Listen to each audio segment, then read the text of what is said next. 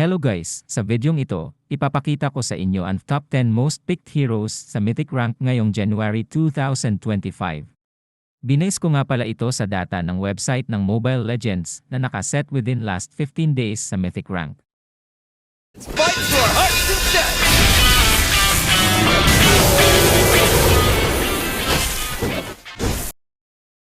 Simula sa dulo, ang number 10 most picked hero sa Mythic ngayon ay si Harith. Dahil mas pinataas pa ang basic attack range ni Harith, pati na rin ang dashing speed, dashing distance, at enhanced basic attack ng kanyang skill 2 ay naging masikat siya ngayong season. At dahil dito, naka-receive siya ng nerf. Pinahina ang damage ng kanyang enhanced basic attack sa kanyang skill 2 pero madami pa rin gumagamit sa kanya ngayon. Ang number 9 most picked hero sa Mythic ngayon ay si Alpha.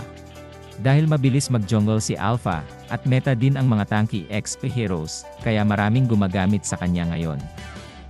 Isa kasi si Alpha sa mga counter ng mga tanky heroes, dahil sa true damage niya, tas malakas din sustain niya, at mabilis mag-objective kaya maganda siya gamitin sa jungle. Ang number 8 most picked hero sa Mythic ngayon ay si Mia. Isa si Mia sa mga nakakatakot na heroes pagdating ng late game, kaya maraming gumagamit sa kanya. Ang kanyang napakabilis na attack speed samahan mo pa ng kanyang invisibility ng kanyang skill 3, ay kaya niyang mag-split push at buhatin ang kanyang team, lalo na sa late game.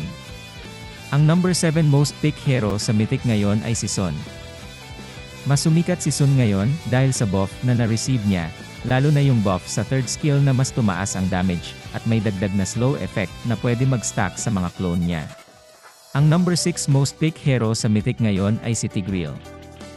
Madaming crowd control na skill si Tigreal, kaya maganda siya gamitin na tank, lalo na yung setting capabilities niya na pwede baliktarin ang laro. Ang number 5 most picked hero sa Mythic ngayon ay si Gatotkaca. Dahil sa mataas na sustain at damage ni Gatotkaca ay madaming gumagamit sa kanya ngayon, lalo na sa X-Plane. Solid din siya na roamer dahil sa kanyang mga crowd control skills. Ang number 4 most picked hero sa Mythic ngayon ay si Granger. Mas sumikat ngayon si Granger dahil bago lang ito na revamp, at mas lalo pa sumakit damage niya. Maganda siya gamitin sa jungle at gold lane. Ang number 3 most picked hero sa Mythic ngayon ay si Franco. Solid na roamer si Franco dahil sa kanyang lock skill, lalo na kung palagi mo mapapatama yung hook niya. Ang number 2 most picked hero sa Mythic ngayon ay si Layla.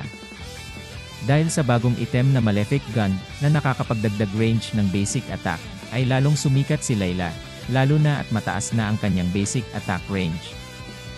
Gamit ang Malefic Gun, mas lalong tataas ang basic attack range ni Layla, kaya medyo mahirap ito patayin lalo na pag late game. Ang number 1 most picked hero sa Mythic ngayon ay si Cecilion.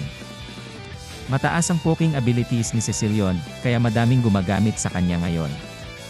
Mataas din damage niya, lalo na pag late game, kaya isa siya ngayon sa mga best mage sa Mobile Legends.